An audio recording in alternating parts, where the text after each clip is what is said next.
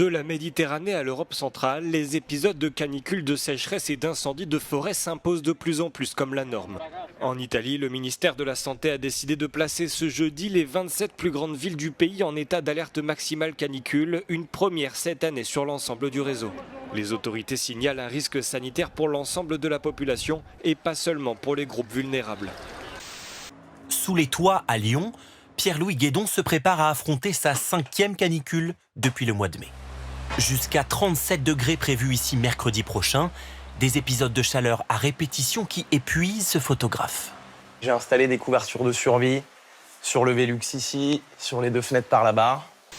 En Hongrie, une sécheresse prolongée et des niveaux d'eau historiquement bas sur le Danube ont gravement affecté la seule centrale nucléaire du pays qui dépend de l'eau du fleuve pour refroidir ses réacteurs. À Châtellerault, depuis le mois de juin, difficile d'avoir de l'eau froide au robinet. Petit test avec un thermomètre dans la cuisine de cette habitante. Ouais, 26. Pour 26 pour de l'eau froide, C'est moyennement froid. L'eau froide qui sort tiède, c'est quand même quelque chose d'inhabituel. C'est la première fois que ça nous arrive en fait. Le continent est toujours confronté à d'importants incendies. C'est notamment le cas en Serbie. Un méga-feu a ravagé des forêts à l'ouest de Belgrade. Un autre continue de sévir près de Kraljevo.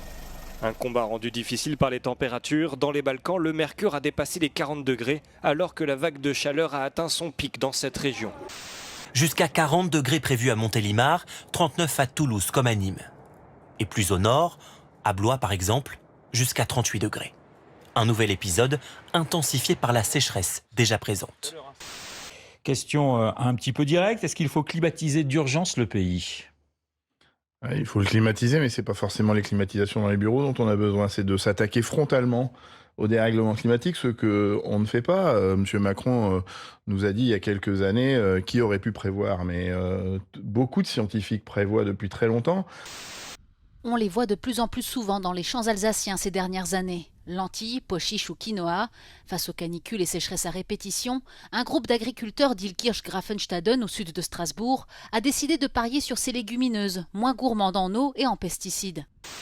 Mais la sécheresse exceptionnelle de cette année a toutefois nécessité des adaptations. Avec ces températures-là, la problématique de ces plantes, c'est qu'elles avortent. Donc on a une fleur, mais après voilà, la fleur tombe de la plante et puis on n'a rien derrière.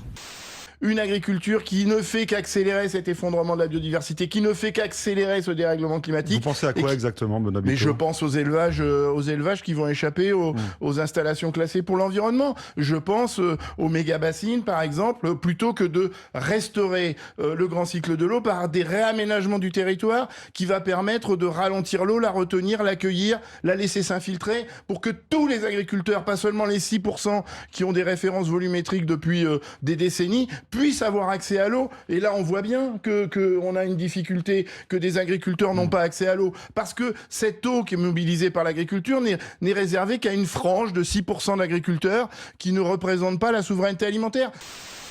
Un plan global pour ne laisser aucun agriculteur seul face aux canicules, à la sécheresse et aux incendies. C'est la promesse faite par le gouvernement aux agriculteurs hier, alors qu'ils appellent la grande distribution notamment à accepter des hausses de prix dans les prochaines semaines car les rendements dégringolent. Et qu'on ait cette génération où chaque collégien aura planté son arbre.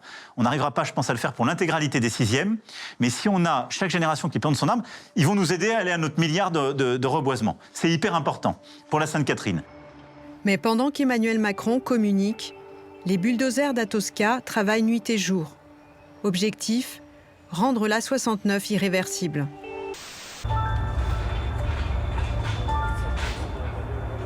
« 110 ans par terre. Un arbre de 110 ans, voilà. Il n'y a plus rien, quoi. Tu as compté, là, c'est ça ? Il n'y a plus rien, quoi. C'est une catastrophe, quoi. Parce que nous, On va arroser ?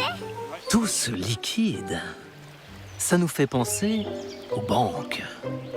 Mais si, ces petites sommes qui glissent, comme autant de petites gouttes que vous payez sans vous en rendre compte. Elles ruissellent, grossissent, s'accumulent et finissent par rapporter beaucoup. Selon Isabelle, un bon conseiller peut rapporter 40 000 € par mois à l'entreprise. Allez, donne-moi du cash. Donne-moi du cash. Oui, bonjour, monsieur Philippe, à l'appareil, que puis-je pour vous? Le chômage qui repart à la hausse en France. Selon les chiffres publiés ce vendredi par l'INSEE, le taux de chômage a augmenté au deuxième trimestre pour atteindre 8,3%. C'est son plus haut niveau depuis l'automne 2020 en pleine crise du Covid. Concrètement, 2 700 000 personnes sont aujourd'hui sans emploi. Aujourd'hui, je crois qu'il vaut mieux avoir un bon métier, y compris manuel, dans lequel on va bien gagner sa vie, dans lequel on va trouver du travail et être heureux, et que de faire 6 ans de psycho ou de sociologie. C'est ridicule. Oui. Lorsque la provocation devient une stratégie, l'art et la politique se transforment en spectacle. Oui, Alexis n'imaginait pas vraiment débuter sa vie professionnelle par du chômage. Moi, je suis au chômage depuis 7 mois, là. J'ai fait une double licence. Après, j'ai fait un master d'urbanisme à la Sorbonne et j'ai fait un autre master en géopolitique. Donc, ça fait 7 ans, oui. Ces derniers mois, toutes les journées d'Alexis, 26 ans, se ressemblent. Postuler à des offres encore et encore, multiplier les candidatures spontanées. Au total, il a envoyé entre 80 et 100 CV, mais aucune réponse. Une situation pesante. Un juge du Nouveau-Mexique a ordonné ce jeudi à Meta de financer à hauteur de 567 millions de dollars un fonds de réparation des dommages causés aux mineurs par ces plateformes, jugées responsables d'un trouble à l'ordre public. Dans leur décision, les juges ont précisé que la majeure partie de cette somme serait consacrée à des services de prise en charge destinés aux jeunes. Comment je fais pour enlever l'aperçu IA sur Google? Je deviens zinzin. Le résumé IA de Google me saoule. J'ai pas besoin de toi, je veux aller chercher et lire mes infos moi-même. Un agacement lié à des aperçus souvent hasardeux. Cette IA produirait 10 millions de réponses erronées toutes les heures, soit environ 9% d'erreurs sur la globalité des recherches. Il y avait déjà la recherche Google qui consommait de l'énergie, et là la recherche IA vient se mettre en plus avec une technologie qui est plus consommatrice d'énergie. Ça va pas du tout dans le bon sens, ça va inciter à créer plus de data centers qui sont pas toujours alimentés par les bonnes énergies et donc augmenter leur empreinte carbone. Du contenu en apparence inoffensif, et pourtant, selon un récent sondage, les utilisateurs de TikTok seraient plus sensibles au discours de Pékin. Ils seraient même prêts, au nom de la paix, à renoncer à leur démocratie. J'ai plutôt un sentiment de proximité avec la Chine. Je ne pense pas que la Chine soit une menace. Pour nous, les gens ordinaires, c'est juste « je vis ma vie, ils vivent la leur ». Nous sommes simplement des gens qui vivons notre vie.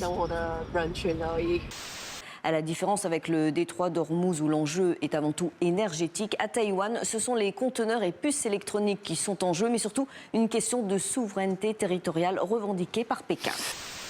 Zaporijjia se transforme petit à petit en une ville sous cloche.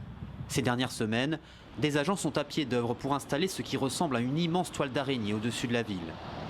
Ces filets permettent de bloquer les hélices des drones et d'arrêter leur course avant qu'ils n'atteignent leur cible. Juste avant leur départ au front, ces soldats russes viennent dire oui. Oui, au mariage par amour, mais aussi pour les avantages promis par l'armée à la famille du soldat. Des aides financières dont se réjouit cette blogueuse qui a épousé un militaire. La crèche gratos, les avantages, à l'école aussi, l'allocation mensuelle en tant que femme de militaire. Et après, bref, ils vont le tuer là-bas, on verra bien ce qu'on achète. Moi, j'ai souvent et longtemps rêvé de la guerre. Je crois que j'ai vu un film étant petite, que j'aurais pas dû voir. Et je voyais des corps partout et j'essayais de retrouver mes parents en l'urgence. Ah ouais. Voilà, c'est tout. Allez, bisous. Non, mais ça, c'est un point important puisque les enfants sont amenés à voir des choses qu'ils ne sont pas censés voir dans le réel ou à travers les écrans et ça peut marquer à vie. Jean Portmanov servait de bouc émissaire consentant jusqu'à sa mort en direct. Mais ce n'est pas ce drame que la justice reprochait aux deux prévenus, mais plutôt les mois de violence qui l'ont précédé, violence en réunion, sur personnes vulnérables, sur mineurs, avec armes parfois. Le tribunal condamne donc Safine, qui ne s'est pas présenté ce mercredi, à 18 mois de prison avec sursis et 5 000 € d'amende. Naruto, quant à lui, écope de 15 000 € d'amende et 2 ans de prison avec sursis.